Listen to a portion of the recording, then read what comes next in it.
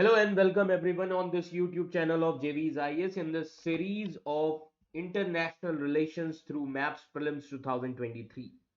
So this is our 12th lecture in the series of IR through Maps for your Prelims examination 2023 and the topic is India Europe.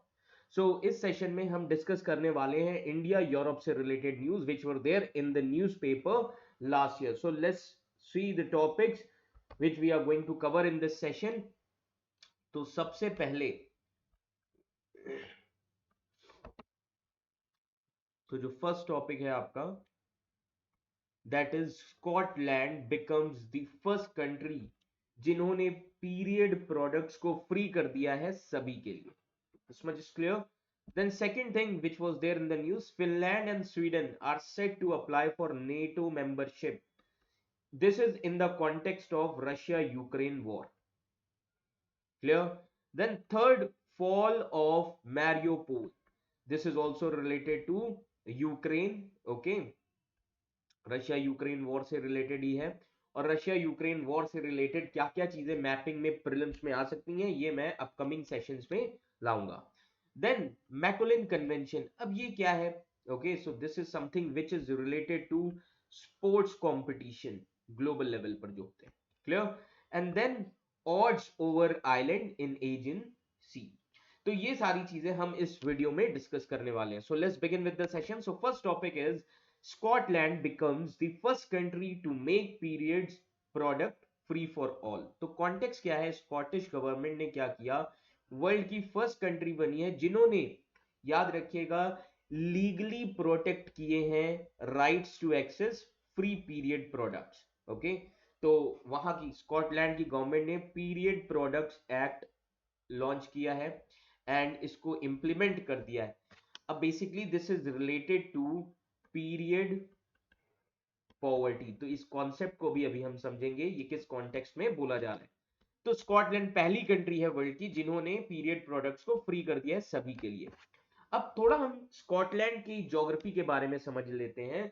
तो Scotland is a country which is a part of United kingdom. Clear everyone? Scotland याद रखिएगा, it is a part of United kingdom. Clear?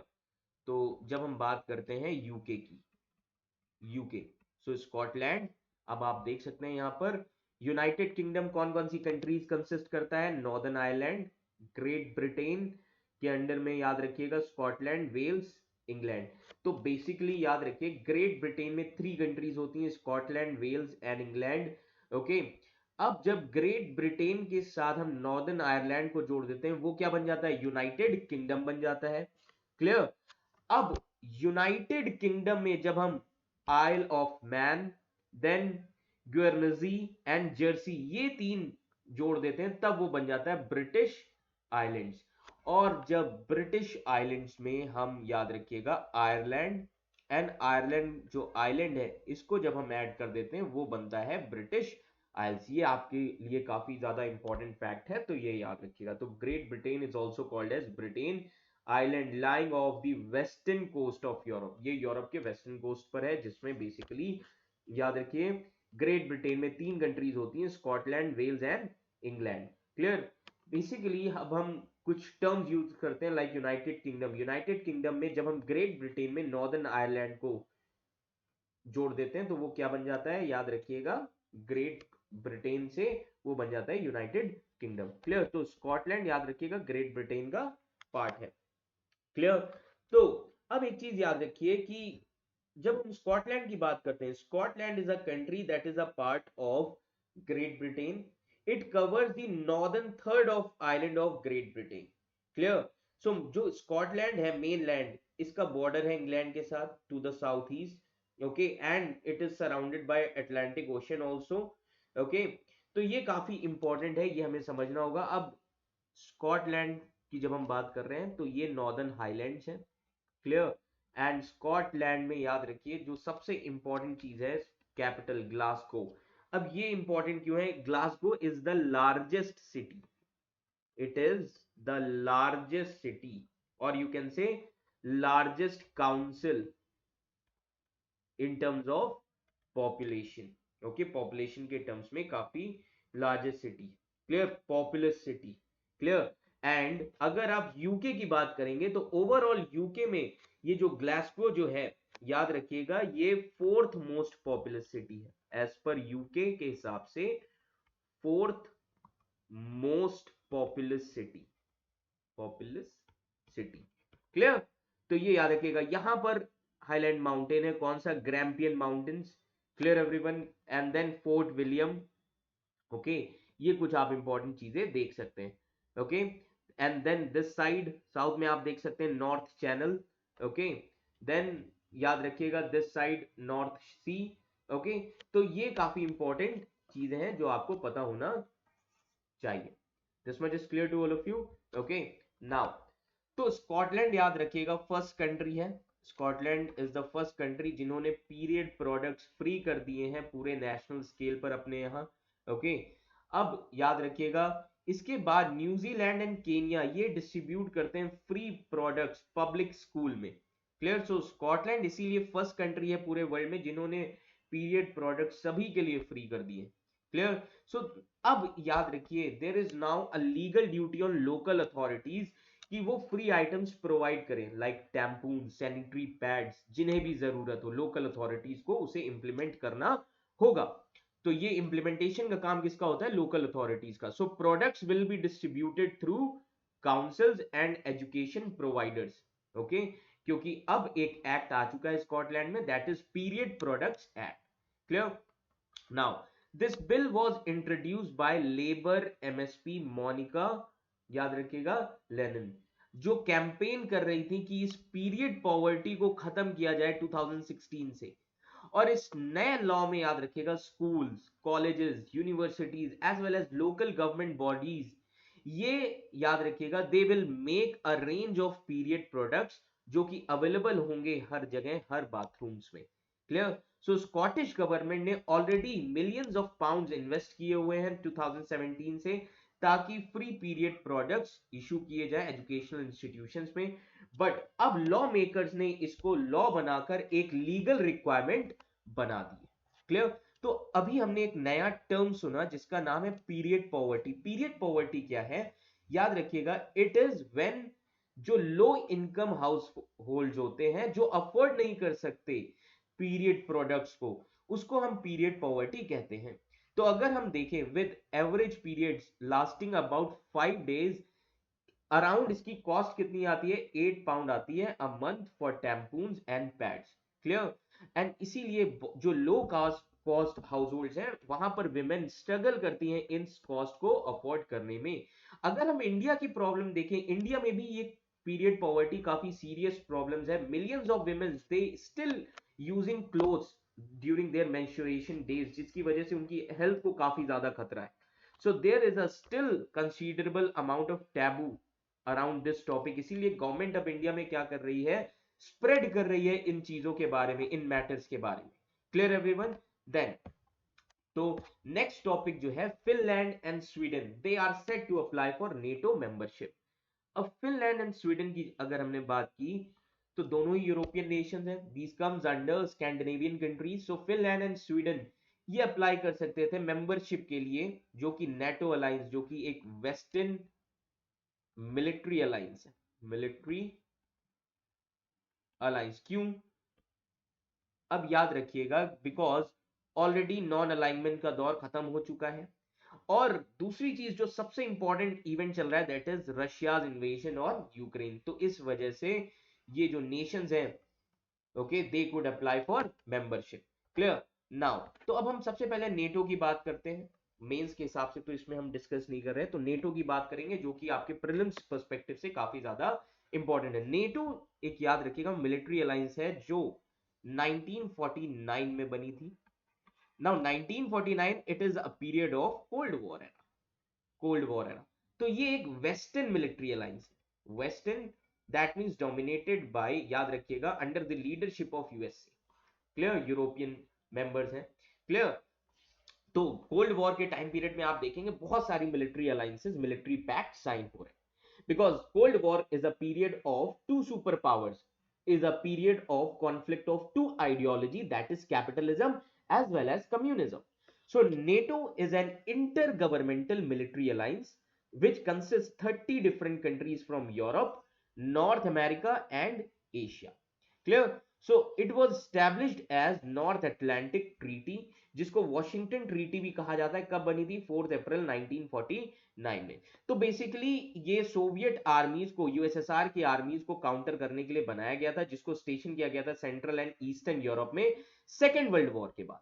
तो original members कौन कौन से हैं, founding members कौन कौन से हैं? Belgium, Canada, Denmark, France, Iceland, Italy, Luxembourg, Netherlands, Norway, Portugal, UK and US. Clear?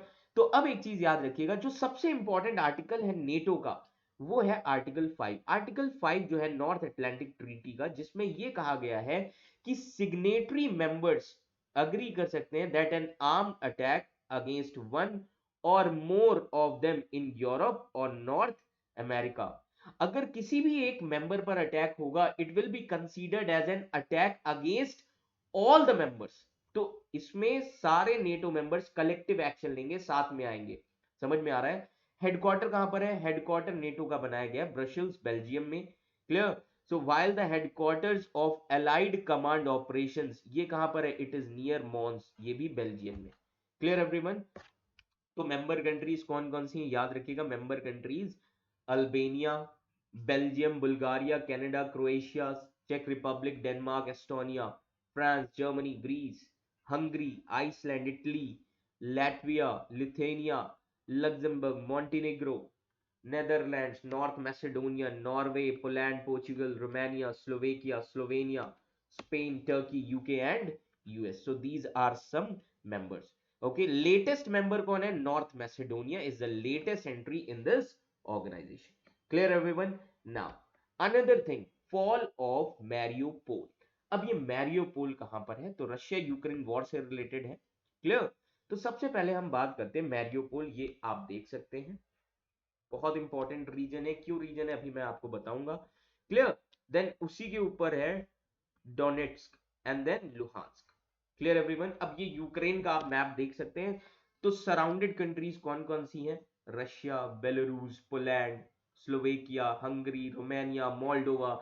These are some, याद रखिएगा, these are some surrounding border nations. Clear? Now first of all, Mariupol क्यों important है? Because Mariupol, याद रखिएगा, this sits on the coast of Azov Sea. Okay, this is near the Azov Sea. Azov Sea कहां पर पड़ता है? This is between Crimean peninsula, जिसको Russia ने एनेक्स कर लिया था ऑलरेडी 2014 में।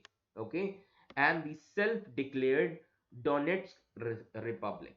क्लियर? अब ये मैरियोपोल इंपॉर्टेंट इसलिए, हिस्टोरिकल इंपॉर्टेंस भी है। 18th सेंचुरी में एक एम्प्रेस थी रशिया की, जिनका नाम था मैरिया फियोडोरोवना। सो मैरियोपोल, ये याद रखिएगा, पार्ट है अजोव गवर्नेट उस समय, जो कि इंपीरियल रशिया के कंट्रोल में था, इसीलिए उनके नाम पर इसका नाम रखा गया था मैरियोपोल। क्लियर? तो याद रखिएगा, कुछ ही सालों में ये जो मैरियोपोल है, ये सबसे बड़ा ट्रेडिंग सेंटर बना था ब्लैक सी पर एंड अजोव कोस्ट पर। ब्लैक सी बहुत इंपॉर्टेंट है, स्ट्रेटेजिकली इंपॉर्टेंट है रशिया की फॉरेन पॉलिसी के लिए, रशियाज फॉरेन पॉलिसी। क्लियर? क्योंकि if you see the map of Russia, अगर आप रशिया का मैप देखेंगे, so northern part of Russia is covered with Arctic region, जिसका कोई यूज नहीं है। देन अगर आप ईस्ट रीजन देखेंगे तो साइबेरियन डेजर्ट है, व्लादिवोस्टोक, उसका भी कोई यूज नहीं। साउथ में अगर आप देखेंगे, ईस्टर्न साउथ में आप देखेंगे सेंट्रल एशिया आ जाता है, steppe grassland. And then this side Black Sea, तो काफी ज्यादा इंपॉर्टेंट है, दो seas, Baltic and Black C.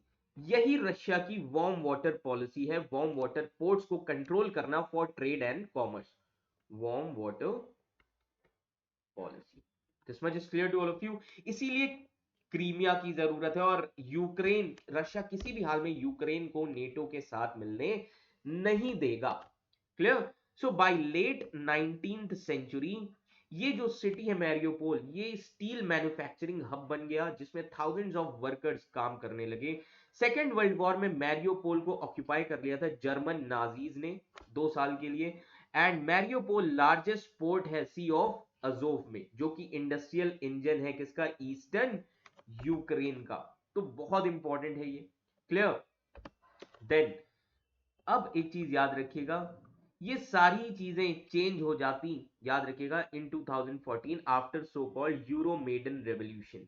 Okay, and it fell into the hands of pro Russian rebels. So June 2014 में रेबल्स ने वहां से हटे और ये सिटी फिर से, मैरियोपोल, किसको दे दिया गया, यूक्रेनियन अथॉरिटीज को। तो ये काफी बड़ा मुद्दा है, ये याद रखिएगा। This much is clear to all of you. तो मैरियोपोल काफी ज्यादा इंपॉर्टेंट है। देन अब जो सबसे इंपॉर्टेंट नेक्स्ट टॉपिक है, that is Macolin convention. Macolin convention क्या है? इंटरपोल का नाम आपने सुना होगा, इंटरनेशनल पुलिस। इंटरनेशनल पुलिस की ही, दैट मींस इंटरपोल की एक फोर्स है जिसका नाम है मैच फिक्सिंग टास्क फोर्स। इन्होंने, याद रखिएगा, एक मीटिंग की, 12th मीटिंग हुई इंटरपोल की मैच फिक्सिंग टास्क फोर्स की, आईएमएफ टीएफ की, जिसमें इन्होंने कहा कि ग्लोबल एफर्ट्स लिए जाने चाहिए ताकि जो स्पोर्ट्स में जितने भी मैच फिक्सिंग ये सारी चीजें होती हैं, इन सब चीजों को कर्ब किया जाए। तो मैकोलिन कन्वेंशन, याद रखिएगा, ये एक दूसरा नाम है इसका, council of Europe convention. Council of Europe convention को ही मैकोलिन कन्वेंशन कहा जाता है। इनका काम होता है मैनिपुलेट करना स्पोर्ट कंपटीशन। क्लियर। तो ये एक मल्टीलैटरल ट्रीटी है जिसका एम है मैच फिक्सिंग को चेक करना एंड स्पोर्ट्स के, याद रखिएगा, डोमेन में this is the only rule of international law on the manipulation of sports competition. Clear. So it centralizes and analyzes information on irregular and suspicious trends. तो जो भी suspicious trends अगर होते हैं स्पोर्ट्स में, ये उन चीजों पर इंफॉर्मेशन कलेक्ट करते हैं। और ये ऑर्गेनाइजेशन, याद रखिएगा, this came into force in 2019 और इसको साइन किया था 32 कंट्रीज ने एंड रेटिफाइड किया 7 कंट्रीज ने। Clear everyone. अब ये Interpol match fixing task force क्या है? ये जो इंटरपोल की ऑर्गेनाइजेशन है, इसको क्रिएट किया गया था 2011 में। क्लियर। तो अब एक चीज याद रखिए, it brings together law enforcement agencies around the world. Okay, जितनी भी लॉ एनफोर्समेंट एजेंसीज हैं वर्ल्ड में, उन सभी को ये साथ मिलाते हैं और कहते हैं कि मैच फिक्सिंग जैसी जितनी भी करप्शन है, इन सभी चीजों को टैकल किया जाए। इनका बेसिक फोकस किस पर है? एक्सपीरियंस से शेयर करते हैं क्या बेस्ट प्रैक्टिसेस हो सकती हैं, इन्वेस्टिगेशन किस तरीके से करना चाहिए, किस तरीके से इंटरनेशनल केस में कोऑर्डिनेशन आनी चाहिए, किस तरीके से स्पोर्ट्स करप्शन को रोका जाए। क्लियर। तो मेंबर्स कितने इसके? It has 100 members units. Okay, with more than 150 national points of contact world wide. अब इंडिया से कौन मेंबर है इस ऑर्गेनाइजेशन का? CBI is a member of IMF-TF. एक चीज याद रखिएगा, इंटरपोल में सीबीआई ही रिप्रेजेंट करती है। क्लियर। टूल्स क्या क्या है? स्पेसिफिक टूल्स जो कि इंटरपोल ने डेवलप किए हुए हैं and these are available to law enforcement world wide. Clear. जिनका काम होता है स्पोर्ट्स करप्शन पे डेटा को कलेक्ट करना, उसके लिए एक प्रोजेक्ट है जिसका नाम है ETCIA। Okay, clear. Then financial crimes को एनालाइज करना, उसके लिए है फिनकैप। क्लियर। तो बेसिकली ये एजेंसीज, ये टूल्स इसीलिए हैं ताकि पूरे ओवरऑल वर्ल्ड में जितने भी स्पोर्ट्स करप्शन है, मैच फिक्सिंग जैसे क्राइम्स हैं, उनको टैकल किया जा सके। Clear everyone. नाउ नेक्स्ट जो इंपॉर्टेंट टॉपिक है, that is odds over island in Aegean sea. Context क्या है? अब एजियन सी बहुत इंपॉर्टेंट है, समझ में आ रहा है? Aegean C is between Greek and Anatolian peninsulas, जो कि टर्की एंड ग्रीस के बीच में पड़ता है। Clear everyone. नाउ अब हुआ ये, Greece and Turkey they have long standing rival claims over Aegean territory. दोनों क्लेम करते हैं, समझ में आ रहा है? एंड अभी रशिया यूक्रेन वॉर के कॉन्टेक्स्ट में ही दोनों ही countries they came on the verge of brink of war over on this issue. Clear. तो अब एक चीज याद रखिए, एजियन सी काफी ज्यादा इसीलिए इंपॉर्टेंट है। ओके, तो बेसिकली रीजन ये है, याद रखिएगा, कि Aegean see this spanning over 2 lakh square kilometers and this is an arm of the Mediterranean Sea। ये इंपॉर्टेंट आर्म है, याद रखिएगा, मेडिटेरेनियन सी का। क्लियर। काफी ज्यादा इसमें दो कंट्रीज के बीच में डिस्प्यूट है। अब ये कहां पर लोकेटेड है? This is located in east Mediterranean basin with Greek peninsula west में है एंड एनाटोलिया जो कि एशिया माइनर टर्की में ईस्ट में। समझ में आ रहा है? ये आप देख सकते हैं, this is between Greece as well as Turkey. तो ग्रीस कहां पर है, west as well as north, समझ में आ रहा है। और ये कुछ इंपॉर्टेंट चीजें हैं जो आपको मैपिंग करनी है, Sea of Marmara. Clear, clear everyone. So अब कुछ चीजें ध्यान रखिए, that Aegean is connected through the straits of Dardanelles, then Sea of Marmara and Bosporus to the Black Sea. Clear everyone. तो बेसिकली ये इंपॉर्टेंट है, इसकी लोकेशन काफी ज्यादा इंपॉर्टेंट है। क्यों इंपॉर्टेंट है, क्योंकि ये जो सी है it connects to the Black Sea and Marmara Sea by Bosphorus strait and Dardanelles in the north. Clear everyone. Now this sea also connects to the Ionian Sea in its west. कौन sea strait है, Peloponnese peninsula of Crete and Greece. Clear everyone. तो ये कुछ important चीजें हैं जो आपको पता होना चाहिए। तो याद रखिएगा, साउथ में क्या है, आइलैंड ऑफ क्रेटे है जो कि मार्क करता है बाउंड्री साउथ में। Clear. So Greece and Turkey दोनों ही अपने क्लेम कर रहे हैं इन बॉर्डर्स पर एजियन सी में 1970 से, एंड पहली बार ये वॉर के वर्ज पर आ गए थे 1996 में। Clear everyone. जिसको अब एक चीज याद रखिएगा, ओवर अ पेयर कुछ अनइनहैबिटेड आइलेट्स के बीच इशू हो गया था दोनों टेरिटरीज के बीच में, that is Greece and Turkey के बीच में। क्लियर। तो अब मैपिंग काफी ज्यादा जरूरी है, ये याद रखिएगा। अब एजियन सी जो है याद रखिए ये काफी इंपॉर्टेंट है, it is also called as White Sea, इसको व्हाइट सी भी कहा जाता है।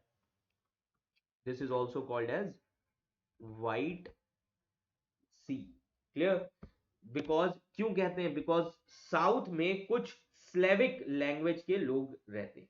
Slavic, Slavic language, this much is clear to all of you, ये याद रखिएगा।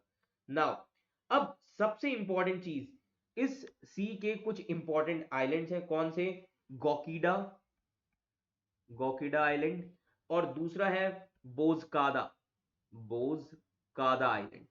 क्लियर। ये इंपॉर्टेंट आइलैंड है and these two important islands belongs to Turkey. समझ में आ रहा है, ये दो इंपॉर्टेंट आइलैंड याद रखिएगा टर्की को बिलोंग करते हैं। इस सी की याद रखिएगा काफी ज्यादा इंपॉर्टेंस है इन टर्म्स ऑफ हिस्टोरिकल, क्योंकि सिविलाइजेशन को बिलोंग करता है। Greece was the ancient civilisation also. Clear everyone. तो ये कुछ चीजें हमें पता होनी चाहिए जो कि आपके एग्जाम के पॉइंट ऑफ व्यू से काफी ज्यादा इंपॉर्टेंट है। तो एजियन सी की मैपिंग जरूर कर लीजिएगा because it was there in the newspaper. Clear. तो basically Aegean C is depicted on this map, it is between Greece and Turkey. ये किसके बीच में है, ग्रीस एंड टर्की के बीच में है। क्लियर। तो Aegean C is mainly bordered by two countries, Greece in the west and north and Turkey is on the eastern side. Clear. तो ये जो रीजन है it is a home to great ancient civilisation. दो great ancient civilisation का part है, कौन कौन सी, Crete civilisation and Greece civilisation हुआ करती थी। क्लियर एवरीवन, ये याद रखिएगा। अब इस सी का नाम एजियन क्यों रखा गया, तो याद रखिएगा ग्रीक मिथोलॉजी के नाम पर इसका नाम रखा गया है एजियन। Clear everyone. तो इंपॉर्टेंट आइलैंड्स मैंने अभी आपको बता ही दिए। क्लियर। तो ये कुछ इंपॉर्टेंट चीजें हैं जो कि न्यूज में थी। क्लियर। तो ये आप मैप देख सकते हैं, ये है बोस्पोरस स्ट्रेट। बोस्पोरस स्ट्रेट कहां पर है, ये आप नॉर्थ में देख सकते हैं, which connects Black Sea with Aegean Sea. तो ये है ब्लैक सी, ये है Bosporus strait, okay, Istanbul, and this is Sea of Marmara. तो ये दोनों कनेक्ट करते हैं, याद रखिएगा, through Dardanelles strait Aegean Sea को। समझ में आ रहा है। तो एजियन सी कनेक्ट होता है इन स्ट्रेट्स के थ्रू। Clear everyone. तो ये कुछ इंपॉर्टेंट चीजें हैं। तो नेक्स्ट सेशन जब आएगा उसमें हम रशिया यूक्रेन वॉर से related Black Sea and all सभी की मैपिंग भी कर लेंगे। So I hope this much is clear to all of you. Okay, तो ये कुछ इंपॉर्टेंट चीजें हैं, आई होप आपको ये सारी चीजें काफी ज्यादा हेल्प कर रही होंगी रिवीजन में। So thank you so much.